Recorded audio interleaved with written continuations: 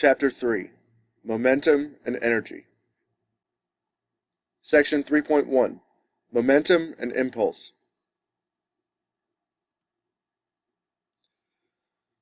So in the last chapter, we talked a lot about forces and how forces work and how when you have a force, you have an interaction between two objects, but you have a single interaction between two objects.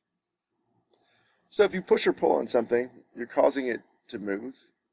But what about things that are already moving? Because we know that moving things can do things. They can cause other things to move. They can apply forces. And how can we kind of collect all of that and understand how some of these things happen?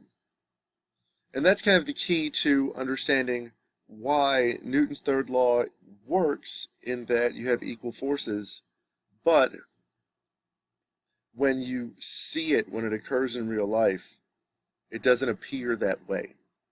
And the key to all of that is the idea of momentum. Momentum is just a physical concept, but it implies the product between an object's mass and its velocity. It's basically the object's inertia in motion. Something heavier moving faster is going to be harder to stop than something lighter or moving slower. So light things can do damage, like bullets, if they move really quickly. Okay.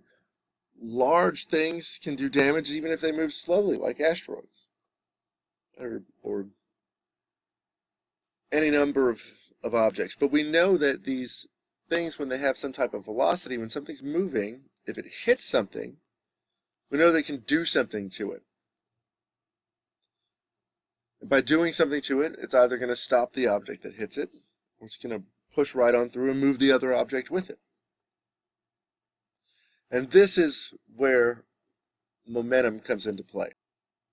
Because momentum's associated with the direction that an object travels, because it's associated with its velocity, momentum is a vector.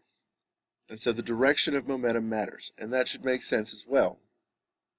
The direction that an object hits something matters. So if you want to change the momentum of something, then you either have to change the mass of that object, or you have to change the velocity of the object. Now, to change the mass, this might occur in things like rockets, where they're ejecting fuel as it burns off. The mass will change. But in most objects, the mass doesn't change all that much as it's moving. So in general, we need something to change the velocity. And so if we want to change the momentum of an object, we need to change its velocity. And a change in velocity implies we need some kind of force. We need some kind of acceleration. So this is where those two kind of link together. So if you have a greater force on an object, you're going to have a greater change in that object's velocity, and thus a greater change in the object's momentum. When we refer to a change in momentum, we call that impulse.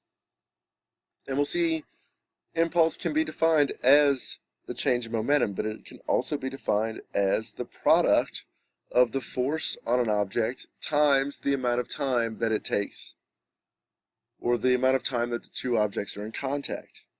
So, if you push on an object with a large force for a long amount of time, you're going to change the momentum a bunch. If you push on an object with a large force for a small amount of time, much less change. If you use less force, less change. More force, more change, for the same amount of time. We'll discuss impulse further in the next section.